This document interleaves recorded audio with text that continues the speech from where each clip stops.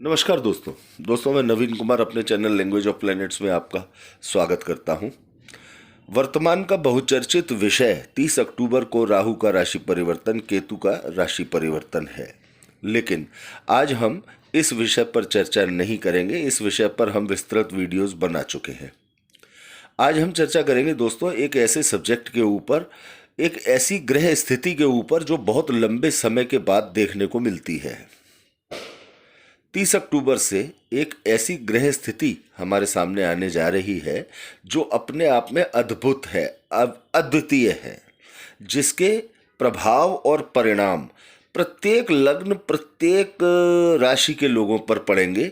इसलिए आज हम किसी भी विशेष राशि या विशेष लग्न की बात यहाँ पर नहीं करेंगे। बात करेंगे प्रत्येक व्यक्ति के बारे में, क्या संभावित परिणाम इसके देखने को मिलेंगे और किस चीज का विशेष तौर पर ध्यान रखने की आवश्यकता है। दोस्तों, राहु कुंडली, कालपुरुष कुंडली के लग्न को छोड़कर कुंडली के द्वादश भाव में वक्रीय गति से चलते हुए 30 अक्टूबर को पहुंचेंगे।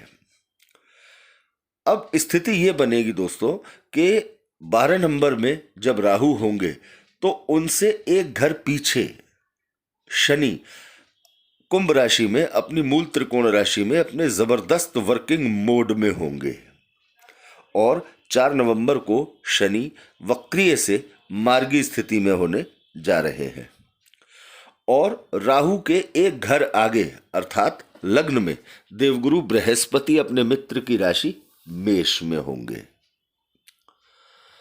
देवगुरु बृहस्पति ज्ञान, मान सम्मान, धन के कारक ग्रह हैं। शिक्षा, हमारी योग्यताओं के कारक ग्रह हैं देवगुरु बृहस्पति।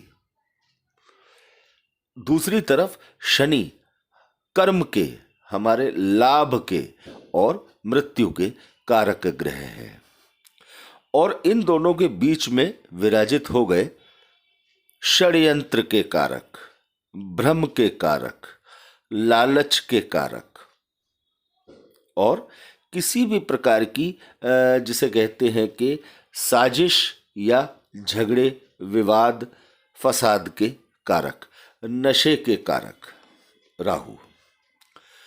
अब दोस्तों, कौन सी ऐसी विशेष स्थिति है जो प्रत्येक व्यक्ति को जिसका ध्यान रखना चाहिए और वर्तमान में जो राहु का राशि परिवर्तन हुआ है और राहु दोनों बड़े ग्रहों के मध्य जाकर स्थित हो गए हैं, ये क्या स्थितियां बनाते हुए दिख रहे हैं, या ये कहा जाए कि किस स्थिति का निर्माण ये करने जा रहे हैं जो प्रत्येक व्यक्ति के सामने किसी न किसी रूप में आएगा ही आएगा।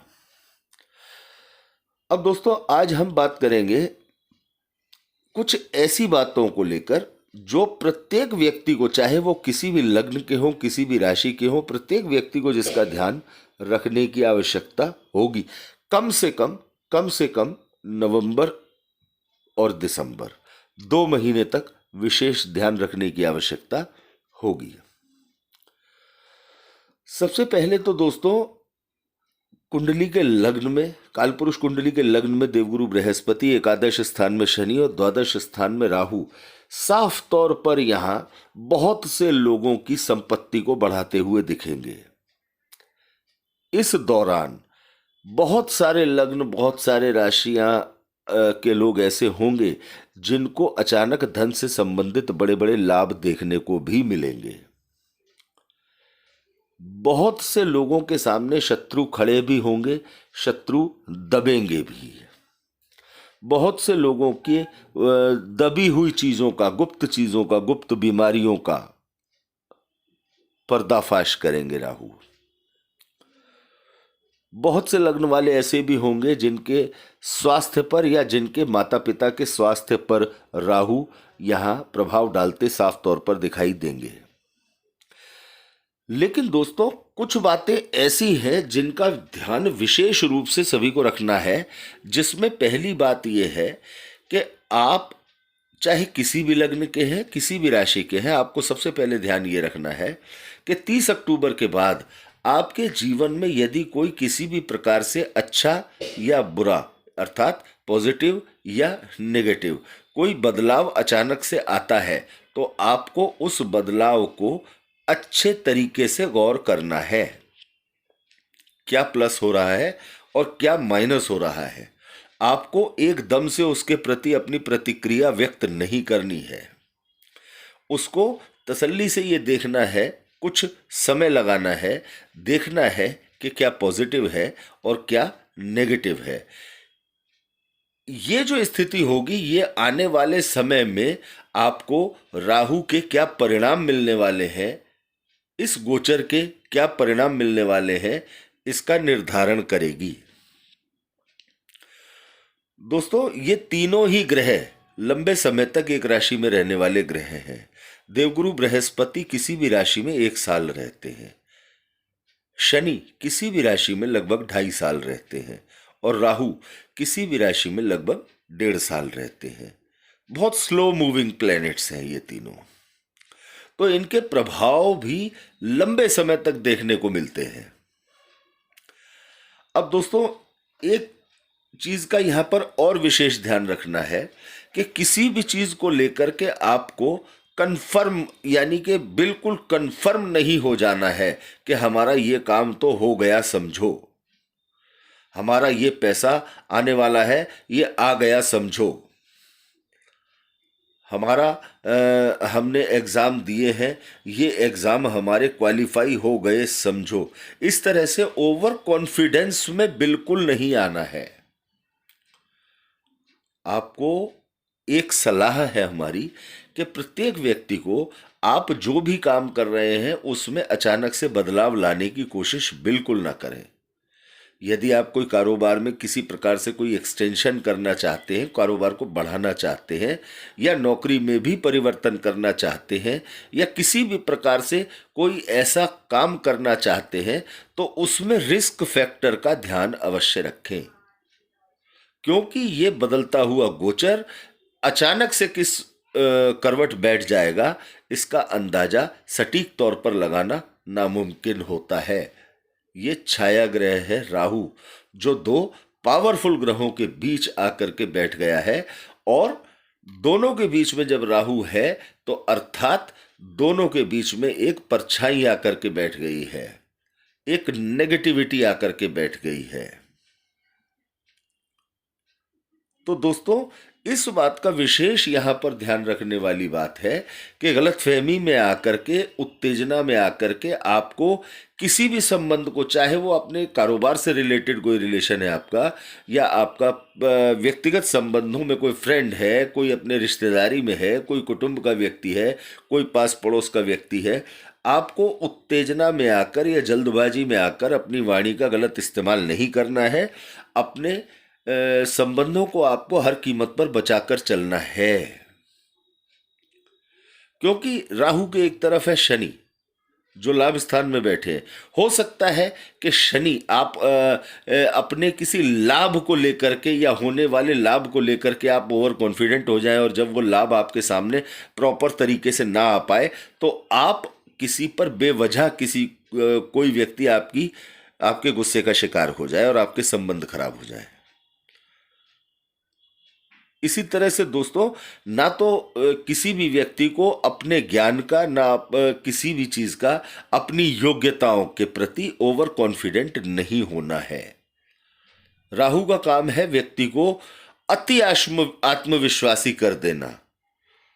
मैं हूं, जो कुछ हूं मैं अच्छी तरह से जानता हूं, मुझे यही करना है, जिद बना देना। इस दौरान किसी भी प्रकार की जिद नहीं बनानी है। इस दौरान आप जो भी काम पिछले समय से करते आ रहे हैं उस पर अच्छी तरह से आप नजर बनाकर रखें।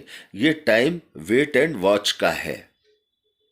उस समय को, इस वर्तमान समय को, कम से कम 1-1.5 महीने के समय को आप इस चीज को गौर करने में लगाएं कि क्या पॉजिटिव हो रहा है और क्या नेगेटिव हो रहा है। यदि नेगेटिव हो रहा है तो तुरंत किसी अच्छे अपने ज्योतिष विद्वान से, जो भी आपकी नज़र में अच्छे योग्य विद्वान हो, उनसे संपर्क करके आप उनसे इस विषय में परामर्श अवश्य करें। और यदि पॉजिटिव हो रहा है तो बहुत ही शुभ है। यदि पॉजिटिव है तो इसका आनंद लीजिए पूरे 1.5 साल। और यदि किसी भी प्रकार से किसी भी क्षेत्र में कुछ आपको नेगेटिविटी दिखाई देती है तो अपनी जन्म कुंडली को लेकर इस विषय पर किसी ज्योतिष विद्वान से चर्चा अवश्य करें। वर्तमान में जो ये समय है ये आपके ज्ञान, आपके मान सम्मान, आपकी योग्यताओं और आपके कर्म और आपके लाभ के बीच में एक परछाई की स्थिति है, धुंधलेपन की स्थिति है, छुपे हुए किसी पहलू की स्थिति है। तो किसी भी तरह के संबंध को बिगड़ने ना दें, स्वास्थ्य का ध्यान रखें, परिवारीजनों के साथ, अपने मित्रों के साथ अपने संबंधों को बढ़िया रखें और किसी भी नए कारोबार में या किसी भी काम को, नई इन्वेस्टमेंट को करने से पहले अच्छे से विचार करें। यह कहीं किसी भी प्रकार की बड़ी यात्रा का कार्यक्रम बना रहे हैं तो अपने डॉक्यूमेंटेशन पर विशेष ध्यान रखें, कागज आपके ठीक ठाक हों, किसी भी प्रकार की इस यात्रा के दौरान आपको परेशानी ना हो। तो दोस्तों, उम्मीद है ये जानकारी आप सभी को अच्छी लगी होगी। बड़े ग्रहों का बड़ा गोचर है, ये विशेष लाभ देने वाला है तो साथ ही विशेष ध्यान देने वाला भी है। जरा सी लापरवाही से आपके काम बिगड़ भी सकते हैं।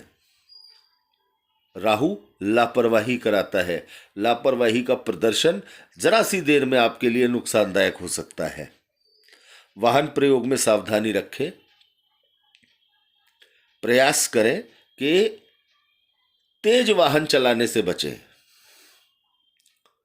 भगवान शंकर की सभी पर असीम अनुकंपा बनी रहे, सभी को इस गोचर के शुभ लाभ प्राप्त हो, शुभ परिणाम प्राप्त हो, यही हमारी भगवान भोलेनाथ से प्रार्थना है। यदि आप सबको ये वीडियो अच्छा लगा हो तो ज़्यादा से ज़्यादा लाइक करें, ज्योतिष पसंद करने वाले लोगों के साथ इसे शेयर करें और चैनल को सब्सक्राइब करना ना भूलें। धन्यवाद दोस्तों।